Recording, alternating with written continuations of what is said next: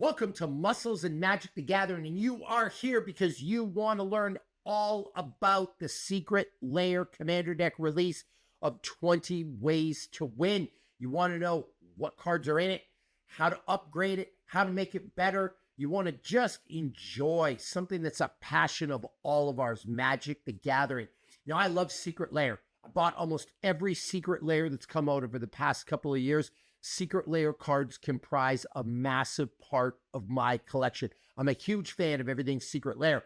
I had to have this deck, but I had to have it for another reason as well, because the commander is Go-Shintai of Life's Origin.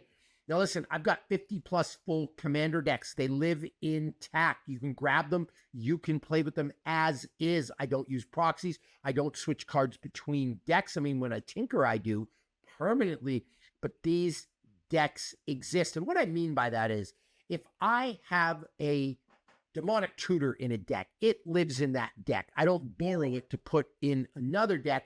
It lives there. So these are 50 plus complete commander decks. My ultimate goal is to have 100 decks that I love, that I'm really proud of. And this was on my list of commanders to build. And so I had to have this Secret Lair.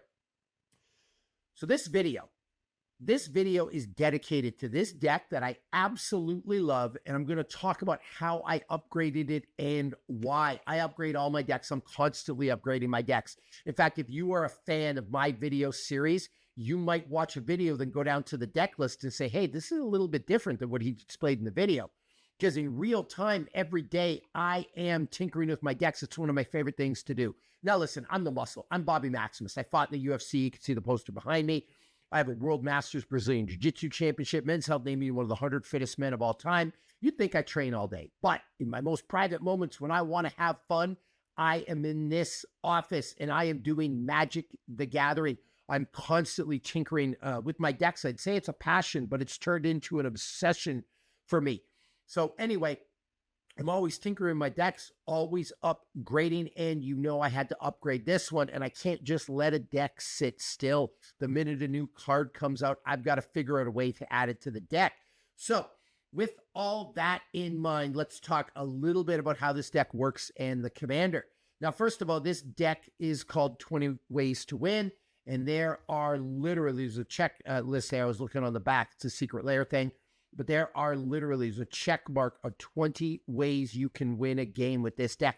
I think it's a really cool gimmick, just a bunch of win conditions. Now, I'm not going to sit here and tell you this is my strongest deck. You want to make a really strong deck. I mean, you need a very linear path to victory, but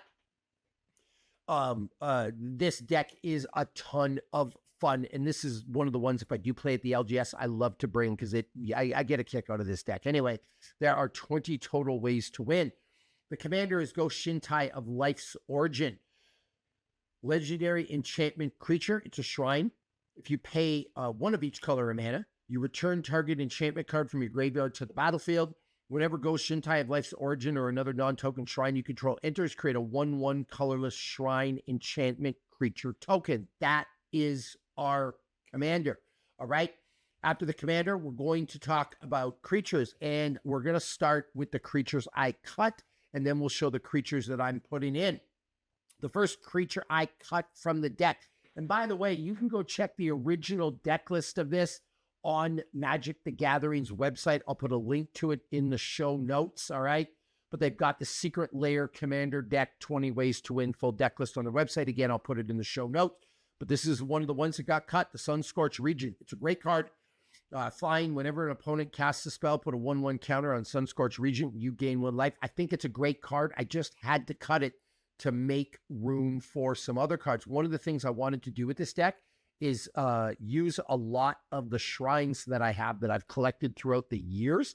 And so this got cut. And that's how I build decks, right? Like sometimes I build decks to be competitive, but more often than not, I'm building decks for collection. The point of my Magic the Gathering love is collecting, and I want to build decks to showcase my collection. And I needed a way, I'm jumping ahead here, but I needed a way to display my cards. I needed a way to display my collection. And so I'm just looking for right here. I needed a way to display my shrines. So that's why I had to cut the Sunscorched region. Anyway, little off track, but back on it now. Sunscorched region, you did not make the cut. Goodbye. Got rid of the Sun Titan, another great card, especially in Commander, but did not make the cut for this deck. Again, I had to make room for these shrines. Yahenni, Undying Partisan, one of my favorite cards ever, all right? Haste, whenever a creature an opponent controls dies, put a 1/1 counter on Yahenni. Sacrifice another creature. Yahenni gains indestructible to the end of turn. I use this in a lot of decks, but it got cut. Augur of Autumn, great for mana fixing. You may look at the top card of your library at any time. You may play lands from the top of your library, so you could just, get lands out. And then as long as you control 3 or more creatures with different powers, you may cast creature spells from the top of your library. It didn't make the cut. I thought it'd be better to put some traditional mana rant type stuff in there. Tireless Tracker. Landfall. Whenever a land you control enters, investigate. Whenever you sacrifice a clue, put a 1/1 counter on this creature. I actually substituted that for the Tireless Provisioner to make a treasure token to get a better chance to win Revels to Riches, but I'll talk more about that later. Hangerback Walker. 1/1 counters, classic card, one of my favorite cards of all time. I think this is the first Kaladesh invention that I pulled, but it did not make the cut for this deck. And then the Morbid Opportunist. This card is super underrated. I've got it in my rogue deck right now. Whenever one or more other creatures die, draw a card. This ability triggers only once each turn. Great card, but it did not make the cut. Let's talk about the creatures now that are in the deck that were included. All right. Actually, before we do that, let's look at the creatures that I added. All right. We'll try to do this in order. Tireless Provisioner. Again, I wanted to make treasure tokens to help with that Revels to Riches win condition. Birds of Paradise, maybe the greatest mana dork of all time. Deathrite Shaman. Deathrite had to go in. If I have a chance to put a Deathrite Shaman in a deck, it's going to go there. It is a super, super powerful card. Listen, you're playing Golgari. You have black, you have green. This is an auto-include in any commander deck ever. And another great mana dork, the Delighted Halfling. The best thing about this is all my legendary spells. They cannot be countered, and that's going to be really important because we have a bunch of legendary enchantments in this deck. So those are the creatures that I added, and I'm just going to put that stack of cards over there. Here are the creatures that are already in the deck. Stellar Sovereign. Vigilance, Lifelink. At the beginning of your upkeep, if you have 40 or more life, you win the game, so that's one of the win conditions. All right, here's another win condition. Triskaidekaphile. I'm surprised I said that right. You have no maximum hand size at the beginning of your upkeep. You have exactly 13 cards in your hand. You win a game and you can draw a card. Okay, great card. Another thing I did when I was upgrading these decks, because I do it for collection's sake, one of the rules I set for myself is I couldn't get rid of any of these beautiful Secret Lair cards. So those had to stay in there, all right? The Auriok Champion. Protection for black and red. Whenever another creature enters the battlefield, you may gain life. Heliod Suncrown. Great card. All right, love that they included this. Great for putting 1/1 counters on target creatures or enchantments that I control. Also lifelink, so it helps me gain life. Works with the win condition for Felidar Sovereign. Manjara the Diplomat. All right, another great card, great for card draw. Shalai, Voice of Plenty, great for 1/1 counters. The 20-eyed Toad. Your maximum hand size is 20. Whenever you attack with 2 or more creatures, put a 1/1 counter on 20-eyed Toad and draw a card. Whenever 20-toad attacks on 20-eyed Toad, 20-toed Toad. All right, that's what happens when you read the cards too fast. Whenever 20-toed Toad attacks, you win the game if there are 20 or more counters on it, or you have 20 or more cards in hand, so another win condition. Hellkite Tyrant, great dragon. You can gain control of artifacts a player controls at the beginning of your upkeep. If you control 20 or more artifacts, you win the game. All right, a Shapeshifter, and that's useful for some of the win conditions in this deck. Torian Mauler, super usable Shapeshifter. I use it in a lot of decks. I use it in my Boja Jaws of the Conclave deck. I use it in my Dragon deck. Dryad of the Elysian Grove, all right, a bit of mana fixing again. With a 5-color deck, I talked a little bit about the Augur of Autumn. The Augur of Autumn isn't traditional mana fixing, like it's just allowing me to get more lands out. But with a 5-color deck, you got to get those lands out and you got to get access to different color lands. So Dryad of the Elysian Grove helps with that. Forgotten Ancient, a card based on 1/1 counters. You can move these on the 20-eyed toad for the win condition. Sanctum Weaver had X mana of any color, where X is the number of enchantments you control. And I have a lot of enchantments in this deck. The number, and by the way, this deck, the deck that I just did, is going to be on Moxfield, but this deck has 24 enchantments in it. Now, compared to the original deck had, and I'm looking this up for you right now, only 18 enchantments. So I drastically bumped that up. Seedborn Muse, one of the best cards ever in Magic, goes bonkers with Kumeta in a Merfolk deck. But in this deck, it works really well as well to untap stuff. Fey Burrow Elder gets 1/1 for each color among permanents you control, and then for each color among permanents you control, out of mana of that color, so a bit of mana fixing. Kineos Intiro of Miletus. At the beginning of your end step, draw a card. Each player may put a land card from his or her hand onto the battlefield, and each opponent who didn't draws a card. All-Seed of Life's Bounty, sacrifice it. Target creature or enchantment you control gains protection for the color of your choice until the end of turn. It has lifelink. Soul's Attendant, a way to get more life. And Biovisionary. At the beginning of the end step, if you have control 4 or more creatures named Biovisionary, you win the game. So another win condition right there. Those are the creatures. I skipped over Planeswalkers. We're actually going to do that at the end, because I'm just kind of doing this in order according to what the Magic the Gathering website said. So now we will talk about sorceries and instants, and I'm actually going to take this card away. We don't need this anymore. Let's talk about what got cut. Austere Command. I like board wipes, but I don't like them when they're non-asymmetrical. What I mean by an asymmetrical board wipe is I like stuff that wipes you out, that leaves my stuff intact. The last thing I want to do is destroy all my artifacts, creatures, enchantments, things like that. So this got cut. Tragic Arrogance. For each player you choose from among permanents that player controls an artifact, a creature, an enchantment, a planeswalker. Then each player sacrifices all of their online permanents they control. Wanted to get rid of that. It's an all right card, just not the greatest. I found better use of other cards in this deck. Eerie Ultimatum. Return any number of permanent cards with different names from your graveyard to the battlefield. Great card, but a massive casting cost. Listen, when you watch my videos, you'll know I'm really big, and I'm actually going to do a podcast on this about why the mana value of your deck to total mana value. I play with total mana value instead of average mana value or average casting cost or looking at a curve. And I'll explain that all in a future podcast, but I want my deck to be under a total mana value of 200 so it moves really, really fast. This is way too high of a casting cost for me. Mystic Remora, great card. Poor Man's Ristic Study. Just didn't make the cut. I just didn't have room for it. I probably should have kept it in. Like, this is a great card. This is really, really hard to cut. Ghoulish Impetus. Enchant creature. It gets +1/+1. Has Death Touch and Goaded. When enchanted creature dies, return Ghoulish Impetus to the battlefield at the beginning of the next step. Kind of found it an extra card with no real use in the deck, so I cut it. Shiny Impetus, same kind of thing, also got cut. It does create a treasure token, but I added better ways to make treasure tokens with this, all right, with the enchantment. And I actually just realized I went through sorceries and enchantments of cards that I've been cutting, so I'm just going to continue on that train. Fertile Ground. Cut this enchantment as well. I found a better way to add mana to the deck. All right, so the Fertile Ground was out. Lignify. Enchanted creature is a tree folk with base power, toughness 0/4, and loses all abilities. This is a great shutdown card. It's kind of like Darksteel Mutation, if you know what that card does. I love cards like this that shut down somebody else's commander, but I did not need it in this deck. Trace of Abundance, a little bit of tad some mana rip. Got rid of this. You saw all the mana dorks that I had added earlier in creatures.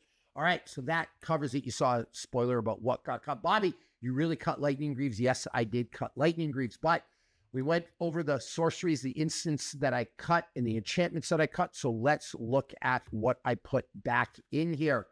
All right, I love playing with tutors, so we got a Diabolic Intent. Love playing with tutors, so I got an Insatiable Avarice. Now, you might also be asking, Bobby, why don't you have a Demonic Tutor in here? What about a Vampiric Tutor? What about Imperial Seal? You know why I think this is the realest Magic Gathering channel in the world? Because I use real cards, right? Like a lot of people, when they build decks, they use the optimal commander, they use the optimal deck list, and they show you the graphics of the cards on the screen. They don't actually own the cards or have them. They're just like, hey, I want to build this deck, and it doesn't actually exist. This deck exists. Like this deck, look at this. This exists. I pulled this out of my deck box. Here's my deck box right here. This deck exists. All the decks I have on my channel are real decks, so I chose to use these cards. A couple of reasons. One, I didn't have any demonic tutors or vampiric tutors or imperial seals left, and they didn't want to spend the money on them. And then two, when you look at this deck, I've really been trying to think about the bracket system now, right? And this is a bracket 2 deck. Why? Because it doesn't have any game changers. It's got no mass landed out. It has no extra turn cards.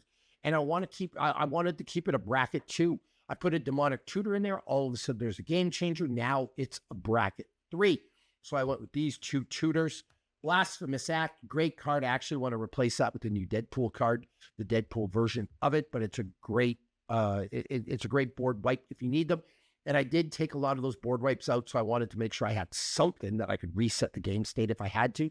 And then Pass to Exile, a great removal spell, very similar to Swords to Plowshares, but I wanted a little bit more removal in that deck. So those were the Sorceries in Instance that I put in.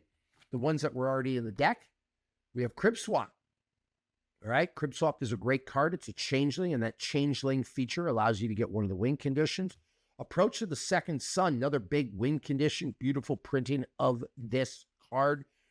Rite of Replication, all right, create a token that's a copy of target creature. If the spell is kicked, create 5 of those tokens instead, adds to one of the win conditions. There are a lot here. Supreme Verdict can't be countered, destroy all creatures, another board wipe. Now, you just heard me talk about how I don't like asymmetrical board wipes, but in this case, the big thing in this deck for me is Enchantments, so I was okay with this. And you always need a way to pull the pin if you have to, right, on the game. And then Circuitous Route, search your library for up to 2 basic land cards and or gate cards, put them onto the battlefield, tap and shuffle your library. Getting these gates is part of the win condition. You can see here, the card, there is a way, and I can't remember where it's listed on here, but it's something about having a bunch of these gates out. You need a bunch of cards. We'll talk a little bit more about that later because one of the win conditions. But here we go. All right, so we need a way to go get some of those gates. Now let's talk about the enchantments. All right, we talked about the enchantments we removed. Let's talk about the enchantments we added. Honden of Night's Reach. All right, we added the Sanctum of the Fruitful Harvest, the Honden of the Infinite Rage, the Honden of the Seeing Winds, the Honden of the Cleansing Fire, the Sanctum of the Stone Finds, the Sanctum of All. Love that card. And listen, I talked about this earlier. I wanted to add into this deck a bunch of shrines that I had. This is a way to display my collection. Sometimes I will build decks like that. Like I have an artifact deck, I have a merfolk deck, I have a dragon deck, I have a treasure theme deck. I want to build a clue featured deck, right? Like this is my shrine deck. Prismatic Omen, way to, land fix a little bit. Cryptolithic Rite, way to mana fix a little bit. Fable of the Mirror Breaker, treasure tokens. Black Market Connections, treasure tokens. I mentioned this earlier. I want to get that win condition. Extravagant Replication, again, to try and get one of those win conditions. So those are the cards I added there. The enchantments that were already in the deck. Test of Endurance, Mechanized Production, Liliana's Contract, that's a win condition. Miles Area, Darksteel Mutation, I told you I love that card, way to shut down people's commander. Ghostly Prison, love that card as well. Happily Ever After, look at that beautiful printing. Revel in Riches, beautiful printing. Helix Pinnacle, Simic Ascendancy, way to win with 1/1 counters. Monologue Tax, the Poor Man's Smothering Tithe. I would have put a Smothering Tithe in this deck. I didn't have one. If I did have one, I would probably cut that and put it in. And then Pariah. All right, so those are my enchantments. All right, so I'm going to put those back. Now let's talk about the artifacts I cut. Lightning Greaves. I know. I shouldn't have cut Lightning Greaves. It happened. Let's move on. That was the only artifact I cut. I did not put any extra artifacts in, but there are some great artifacts in this deck. The Soul Ring, the Halo Fountain, the Chromatic Lantern, the Maskwood Nexus, and the Arcane Signet, okay? And then let's talk about lands. I cut brush land, but I'll just jump ahead here. I just put a nicer version. I would never actually cut a brush land. I love these cards in Commander, but I put that back. Just a better version of it. I cut Homeward Path. I cut Overgrown Farmland. I cut Razorverge Thicket. I cut Forbidden Orchard, and I cut a Plains. I cut a Forest, and that is, I also cut a Heliod's Intervention. I cut an instant. I cut Drown in Dreams, and I cut the Eternal Wanderer. So that's the finals of my cuts. A little out of order, but it's kind of hard to do this without graphics on the screen. Like, that's one thing that are cool about those channels with the graphics on the screen. You can organize, you can lay everything out. I'm doing this with real cards, so this is what you get. By the way, if you're a little confused, I get it. I will put an entire list of cards I cut and cards I added in the show notes. So fear not, go to the show notes. You will have access to this, but those are the cards I cut. Now for the lands that I added, okay? I added a Basilisk Gate. Again, getting some gates as a win condition. Temple Garden, great land. Urza's Cave, go fish for a land I need, adds to the win condition. The Seiju Who Endures, this is a green land that you can put in any deck ever. City of Brass, and again, Brushland. Now let's go over the lands that were already in there. Maze's End. Baldur's Gate, you're going to see a lot of gates in this deck. Beautiful Promenade. Exotic Orchard. Plaza of Harmony. Reflecting Pool. Wooded Bastion. World Tree. Azorius Guild Gate. The Black Dragon Gate. Boros Guild Gate. The Citadel Gate. The Cliff Gate. Command Tower.